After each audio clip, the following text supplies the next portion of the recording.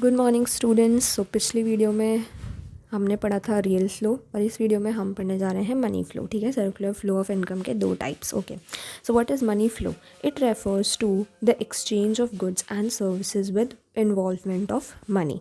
ठीक है, यानी कि अब क्या हो रहा है, एक्सचेंज ऑफ मनी की हम बात कर रहे हैं। Exchange of goods and services तो अभी भी हो रहा है, लेकिन इन्वॉल्वमेंट ऑफ मनी भी आ गई है। ठीक है, मनी का रोल आ गया है अब। ठीक है, रियल फ्लो में मनी का कोई काम नहीं था, लेकिन मनी फ्लो में तो सिर्फ मनी का ही काम है। ठीक है, flow of factor income from firms to households and the subsequent flow of consumption expenditure on goods and services produced by firms. ठीक है, अब क्या हो रहा है, फ्लो ऑफ फैक्टर इनकम, यानी कि फैक्टर इनकम अब कहाँ से फ़्लो हो रही है, फर्म्स से हाउस होल्ड्स तक। ठीक है, क्योंकि फैक्टर इनकम जो है वो फर्म्स हाउस होल्ड्स को क्यों दे रही है, क्योंकि फर्म्स को काम, क्योंकि हाउस होल्ड्स ने जो है फैक्टर सर्विसेज के रूप में फर्म्स में काम किया। ठीक है, तो उसके बदले में उनको मनी के रूप में कुछ ना कुछ तो देना पड़ेगा। ठीक है, तो क्या दे रहे हैं firms? Factor income. Okay, and now subsequent flow of consumption expenditure on goods and services. अब जो है, जो हाउस होल्ड्स को जो इनकम मिली, ठीक है, उससे वो क्या कंज्यूम करने के लिए खरीदेंगे, किस पे एक्सपेंडिचर करेंगे? गुड्स एंड सर्विसेज पे ही तो करेंगे। ठीक है, जो कि किसने प्रोड्यूस करी है? फर्म्स ने प्रोड्यूस करी है। ठीक है, डायग्राम से समझते हैं। ठीक है, सो नाउ हाउस होल्ड्स जो हैं वो कंजम्पशन एक्सपेंडिचर कर रही हैं किस पे? फर्म्स के बनाए हुए गुड्स एंड सर्विसेज पे। यानी कि हाउस होल्ड्स जो हैं जो भी एक्सपेंडिचर करेंगे वो किसके पास जाएगा एट द एंड में? यानी कि गुड्स एंड सर्विसेज किसने प्रोड्यूस किए? फर्म्स ने, तो फर्म्स ही बेचेंगी हाउस होल्ड्स को। ठीक है, तो हाउस होल्ड्स ने उसके बदले में उनको पैसे दिए। कुल मिला के कंजम्पशन एक्सपेंडिचर मतलब क्या हुआ? पैसे ही तो हुए। ठीक है, तो वो पैसे किसको मिलेंगे? फर्म्स को मिलेंगे। और फर्म्स ने जो है फैक्टर पेमेंट्स दी है, यानी कि पैसे दिए हैं किसको? हाउस होल्ड्स को। क्यों? क्योंकि फर्म्स को जो है हाउस होल्ड्स ने अपनी फैक्टर सर्विसेज दी थी। ठीक है, रियल फ्लो में। और फर्म्स ने जो है हाउस होल्ड्स को गुड्स एंड सर्विसेज दिए थे। लेकिन यहाँ पे मनी फ्लो है। ठीक है, तो मनी फ्लो में हाउस होल्ड्स ने पैसे खर्च किए, फर्म्स को दिए, और फर्म्स ने पैसे खर्च किए, यानी किसको दिए? हमारे हाउस होल्ड्स को, फैक्टर पेमेंट्स के रूप में। ओके, अब जो हमारा मनी फ़्लो है उसको हम क्या बोलते हैं? नॉमिनल फ़्लो भी बोलते हैं। ठीक है, और जो हमारा रियल फ़्लो था उसे हम फिजिकल फ़्लो बोलते हैं, और यहाँ पे नॉमिनल फ़्लो है। It involves exchange of money between two sectors. यहाँ पे क्या हो रहा है? Exchange of money. ठीक है, वहाँ पे क्या हो रहा था? Exchange of goods and services real flow में, और मनी फ़्लो में एक्सचेंज ऑफ मनी।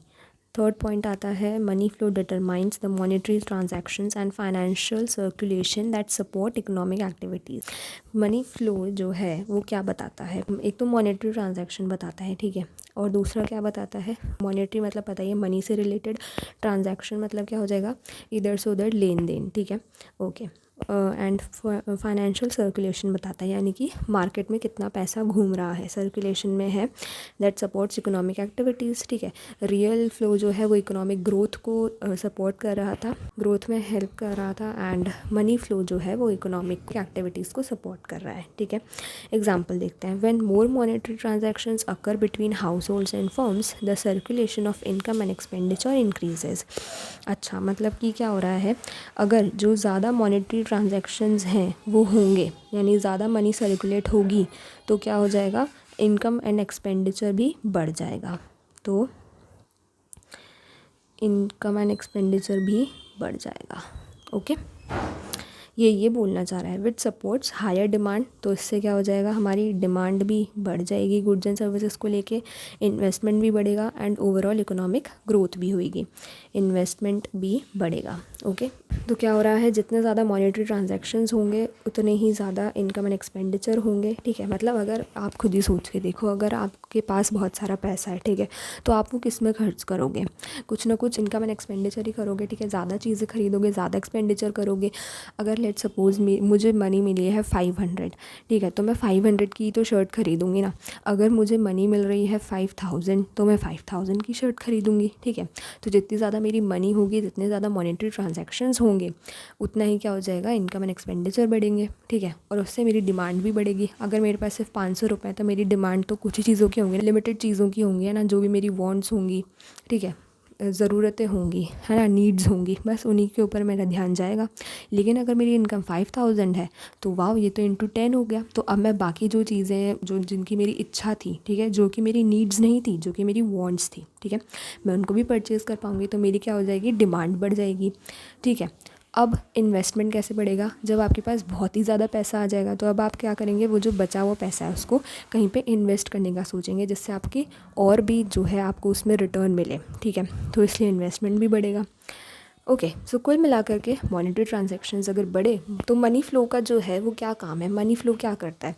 अगर कोई पूछे कि मनी फ़्लो का एक कैरेक्टरिस्टिक बताओ, तो हम क्या बताएंगे, money flow determines monetary transaction, ठीक है, कि मॉनेटरी ट्रांजैक्शन कितने हो रहे हैं, and financial circulation. Okay, thank you.